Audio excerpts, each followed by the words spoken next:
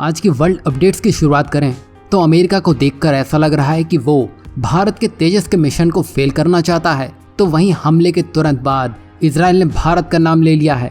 साथ ही इजराइल ने बीच युद्ध में भारत के साथ P2F एयरक्राफ्ट को खड़ा करने की बात कह दी है। तो वहीं पाकिस्तान ने भर भर के हथियार और फाइटर जेट तो ले रखे हैं, पर उनके रिपेयर और मेंटेनेंस के लिए उसके पास पैसे नहीं बचे हैं। वहीं वेनेजुएला में ऐसा कुछ कांड हो गया है जिसमें रिलायंस और ONGC को अब तेल लेना मुश्किल हो जाएगा। वहीं पहली अपडेट की बात करें तो इसमें अमेरिका अपना दोगलापन दिखाने में लगा है। ये तो आप जानती हैं, भारतीय वायुसेना के पास लड़ाकू विमानों की संख्या कम हो रही है और इस समस्या का समाधान तेजस MK1 एयरक्राफ्ट था, लेकिन इसकी डिलीवरी में देरी हो रही है। बता दें कि HAL को 16 विमान इस साल तक देने थे, लेकिन अभी तक एक भी नहीं दिया गया है। वहीं HAL का कहना है कि पहला विमान नवंबर तक आएगा, लेकिन सूत्रों का मानना है कि ये भी मुश्किल है। उसी बीच अमेरिकी कंपनी जनरल इलेक्ट्रिक द्वारा दिए जाने वाले F404 IN-20 इंजन की कमी से सबसे बड़ी समस्या पैदा हो चुकी है, क्योंकि अभी एक भी इंजन नहीं दिया गया है, ना कोई इसके बारे में पुख्ता जानकारी मिली है।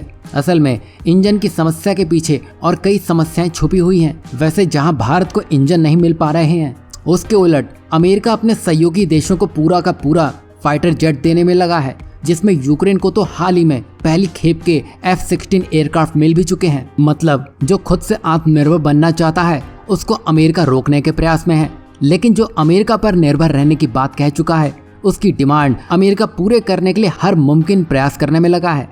दरअसल हाल ही में यूक्रेन को F-16 लड़ाकू विमानों का पहला जत्था मिल चुका है। यही नहीं, यूरोपीय देशों के लिए अमेरिका से लगभग 85 F-16 मिलने जा रहे हैं, जिसमें नीदरलैंड के 24, डेनमार्क के 19, नॉर्वे के लिए 12 और बेल्जियम को 30 विमान मिलने वाले हैं। यही नहीं, यूक्रेन को इनमें से 6 से 10 विमान मिल सकते हैं, जो यूक्रेन के हिसाब से काफी कम है। वहीं कुछ यूक्रेन के एक्सपर्ट्स का ये भी कहना है कि 60 नहीं तो 120 F-16 लड़ाकू विमान तो उन्हें चाहिए ही चाहिए, क्योंकि रूस से मुकाबला करने के लिए ये संख्या काफी कम है। बता दें कि यूक्रेन के पास अभी F-16 ज्यादा संख्या में नहीं है, जिस वजह से उनके पायलट्स को ये उड़ाना सीखना पड़ रहा है। और ये अनुमान है कि 2024 के अंत तक यूक्रेन के कम से कम 20 पायलट F-16 विमान उड़ाना सीख लेंगे, लेकिन अभी यूक्रेन के पास पायलटों से ज्यादा विमान हो सकते हैं। आप गणित समझिए, पायलट्स नहीं है पर उन्हें फाइटर जेट्स चाहिए। ये यूक्रेन बिल्कुल पाकिस्तान पर गया है। खाने को पैसे नहीं है पर बारूद इन्हें जरूर चाहिए।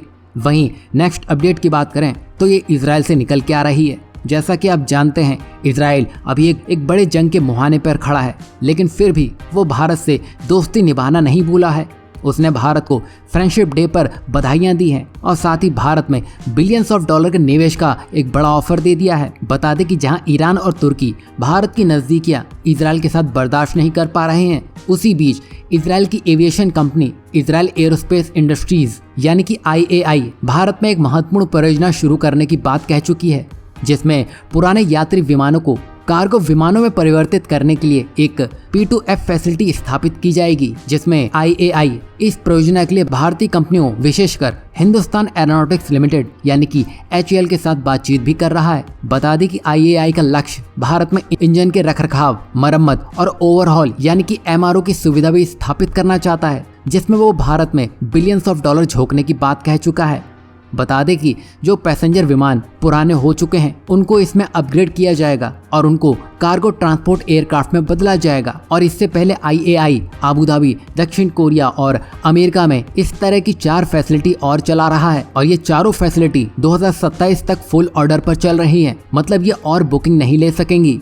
और इसमें इजराइल ये चाहता है कि 1 से 2 फैसिलिटी भारत देश में हो। वहीं इन कारखानों से न केवल भारत में बल्कि विश्व स्तर पर कार्गो परिवहन की बढ़ती मांग को पूरा करने में बड़ी मदद मिलेगी, जिससे भारत की अर्थव्यवस्था को तो बल मिलेगा ही, साथ ही बड़े स्तर पर भारत में रोजगार पैदा होते हुए दिखाई देंगे। वहीं भारत को कार्गो ट्रांसपोर्टेशन के क्षेत्र में आत्मनिर्भर बनने में भी ये मदद करेगा। साथ ही IAI का लक्ष्य इस प्रोजेक्ट को अगले 2 वर्षों में शुरू भी करना है। आपको इजराइल के इस ऑफर के बारे में क्या कहना है, जरूर बताइएगा। वहीं नेक्स्ट अपडेट की बात करें तो ये पाकिस्तान से निकल के आ रही है और जैसा कि ये जग जाहिर है, पाकिस्तान की आर्थिक स्थिति खराब हो चुकी है, जिस वजह से उसकी वायुसेना भी कमजोर हो रही है। यही नहीं, उसके लड़ाकू विमान खासकर F-16 की मरम्मत के लिए उसके पास बिल्कुल भी पैसे नहीं है। और सबसे बड़ी बात, भारत के साथ तनाव के बीच ये पाकिस्तान के लिए बड़ी समस्या है, क्योंकि भारत की देखा देखी में ही वो अपने डिफेंस को मजबूत करने में लगा है, लेकिन वो अपनी आर्थिक स्थिति नहीं देख रहा है। जैसे यूक्रेन के पास पायलट नहीं है, पर उन्हें F-16 120 की संख्या में चाहिए। अब ये सब कैसे होगा? लगता है इनके लिए जंग लड़ना सबसे आसान तरीकों में से एक है, तभी इनको ये समझ ही नहीं आता है। यही वजह है कि अमेरिका ने भी पाकिस्तान को F-16 के पुर्जे देने में सख्ती बरत रखी है। वहीं भारत ने भी अमेरिका को F-16 के पुर्जे देने का विरोध किया था, और ये स्थिति पाकिस्तान के लिए और भी चुनौतीपूर्ण हो चुकी है, क्योंकि वह आर्थिक रूप से कमजोर होने के साथ ही साथ सामरिक मोर्चे पर भी दबाव झेल रहा है। वहीं नेक्स्ट अपडेट की बात करें तो ये वेनेजुएला को लेकर आ रही है, जहां वेनेजुएला में चुनाव के बाद विवाद शुरू हो चुका है, जहां निकोलस मादुरो ने खुद को राष्ट्रपति घोषित कर दिया है, और ये दावा करते हुए कि उन्होंने 51% वोट मिले हैं। वहीं विपक्षी दलों का कहना है कि ये जबरदस्ती का राष्ट्रपति है और असल जीत किसी और को मिली है। वहीं विपक्ष के उम्मीदवार गोंजालेस विक्टर का दावा है कि उन्होंने ही चुनाव जीता है, लेकिन मादुरो ने अपनी जीत की घोषणा ही कर दी है, और जैसे कि वो चीन और रूस समर्थित है, तो उन्हें चीन और रूस की तरफ से बधाइयां मिलने भी शुरू हो गई हैं। लेकिन भारत की तरफ से इस पर कुछ नहीं कहा गया है। यही नहीं, जिन 7 देशों ने इन चुनाव के परिणामों को लेकर सवाल उठाए थे और राष्ट्रपति मादुरो की चुनावी जीत को लेकर उन पर सवाल उठाए थे, उन 7 लैटिन अमेरिकी देशों के साथ उन्होंने राजनयिक संबंधी तोड़ दिए हैं, जिसमें से Argentina, Chile, Costa Rica, Peru, Panama, Dominica Republic और उरुग्वे के राजनयिक कर्मियों को तत्काल वापस लौटने का आदेश दे दिया है। तो अमेरिका के विदेश मंत्री एंटनी ब्लिंकन ने कहा है कि मादुरो की जीत गलत है, तो वहीं एलन मस्क ने चुनाव को गलत ठहराया है, जिस पर मादुरो ने उन्हें टीवी डिबेट की चुनौती दे दी है। अब आप कहेंगे इन सब में भारत का नुकसान कहाँ हो रहा है? तो हाल ही में आपको याद होगा कि जहां रिलायंस और ONGC ने वेनेजुएला से तेल खरीदने के लिए अमेरिका से परमिशन मांगी थी, जो कि उनको मिल भी चुकी थी, लेकिन जिस तरह अभी चुनाव को लेकर उठापटक देखी जा रही है, उससे भारत की सस्ते तेल की डील पर खतरा मंडराता दिखाई देगा, क्योंकि अमेरिका पहले ही कह चुका है जब तक वेनेजुएला में स्थिरता नहीं होगी कोई सौदेबाजी नहीं होगी।